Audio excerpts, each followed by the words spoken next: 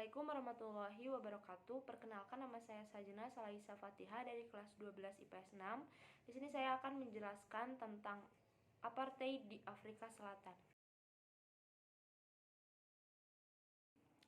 Apartheid berasal dari bahasa Afrikaans, yaitu dari kata apart yang artinya memisah dan theid yang artinya hukum.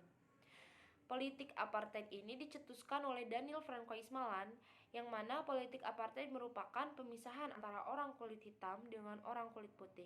Politik apartheid juga bisa disebut sebagai politik yang membedakan derajat manusia berdasarkan warna kulit yang diterapkan oleh pemerintah kulit putih di Afrika Selatan dari awal abad ke-20 hingga tahun 1990. Latar belakang terjadinya apartheid di Afrika Selatan, yang pertama, datangnya bangsa Boer. Pada tahun 1652, bangsa Boer dari Belanda menjajah Afrika Selatan dan Belanda mendirikan Tanjung Harapan atau Cape Town. Para pemukim Belanda di Afrika Selatan ini memanfaatkan perusahaan VOC untuk mengimpor budak dari Malaysia, Madagaskar, India, Indonesia, dan Afrika Timur. Para pemukim Belanda itu dikenal dengan nama kaum Boer. Lalu yang kedua, ketika Inggris datang. Inggris datang pada tahun 1795 untuk menjajah Afrika. Ketika itu emas ditemukan di tanah-tanah kesukuan Afrika Selatan.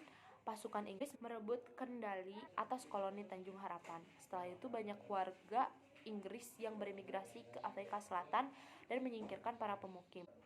Dan yang ketiga, Belanda merasa terganggu dengan kedatangan Inggris. Maka pada tahun 1880 hingga 1881 terjadi Perang Anglo-Boer I, dan pada tahun 1899 hingga 1902 terjadi Perang Anglo-Boer II.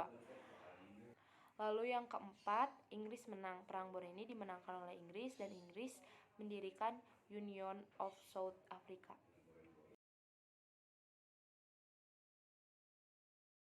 Pada masa pemerintahan Daniel Francois Malan pada tahun 1948, Inggris semakin mendominasi suku asli Afrika Selatan dan mulai memberlakukan politik apartheid.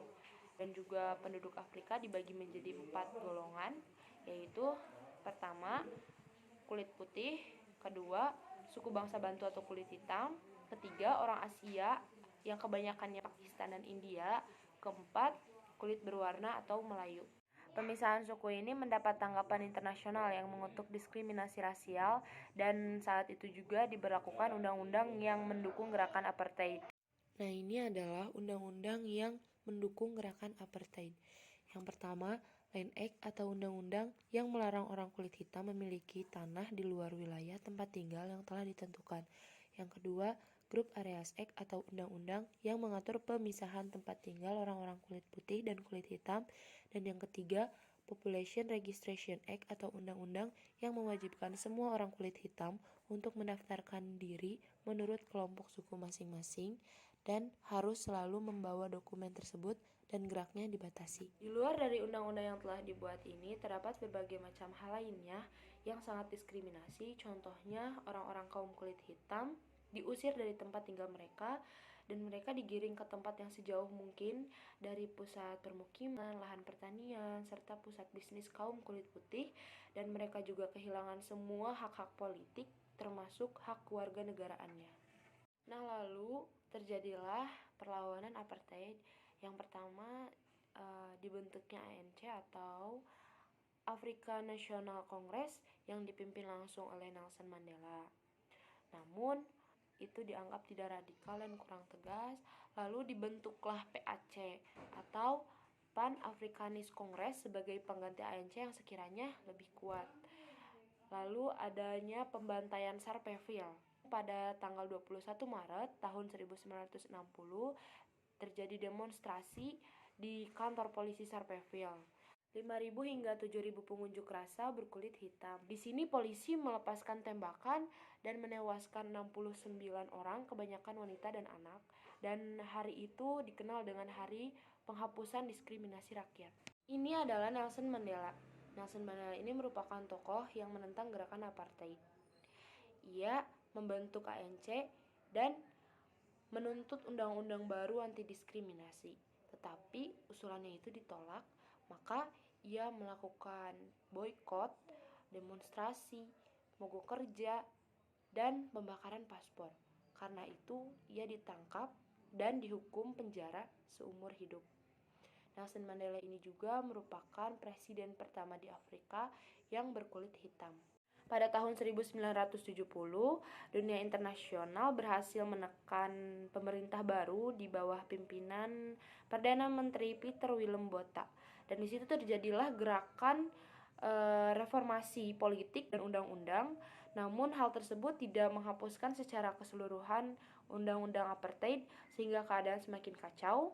Lalu pada tahun 1989, Frederick Willem de Klerk menggantikan Peter Willem Botha dan ia juga melakukan pembebasan terhadap orang-orang kulit hitam. Nah, di sini ada 3 kebijakan dari Willem de Klerk, yaitu yang pertama pada 21 Februari tahun 1991, tepatnya pada sidang parlemen, menghapus 3 undang-undang yang mendukung gerakan apartheid.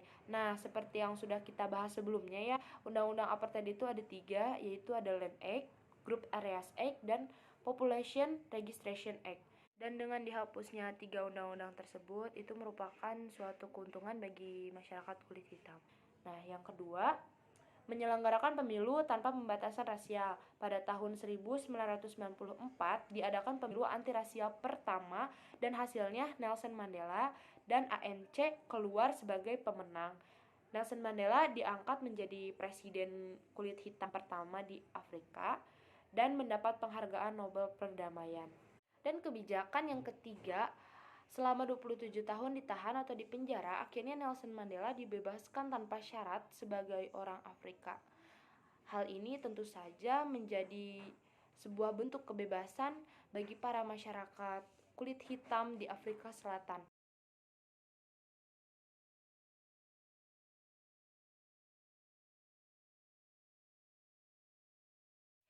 Dampak politik 1.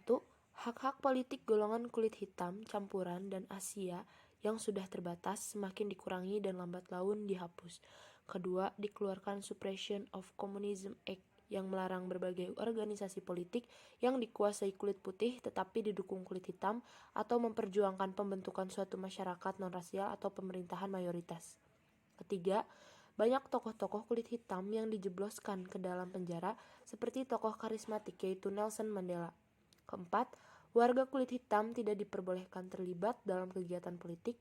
Dan yang kelima, orang kulit hitam yang semula tidak mengerti bahwa kebijakan pemerintahannya lambat laun jadi mengerti bahwa tujuan sebenarnya adalah diskriminasi rasial atau perbedaan warna kulit. Yang kedua, dampak sosial budaya. Dijalankannya segregasi rasial di segala bidang kehidupan. Dalam bidang sosial ini, terapkan segregasi di tempat-tempat umum, kereta api, bis, dan alat-alat angkutan lain. Segregasi juga dilakukan dalam perkumpulan-perkumpulan sosial, kebudayaan, dan keagamaan. Dampak ekonomi. Dikeluarkannya Native Labor Settlement of Dispute Act pada tahun 1953. Undang-undang yang menetapkan bahwa Native Labor Officer sebagai penguasa tertinggi dalam penyelesaian konflik industri yang melibatkan tenaga kerja kulit hitam dan melarang pemogokan kulit hitam. Cukup sekian yang dapat saya sampaikan. Mohon maaf bila ada kekurangan. Wabillahi taufiq wal hidayah. Wassalamualaikum warahmatullahi wabarakatuh.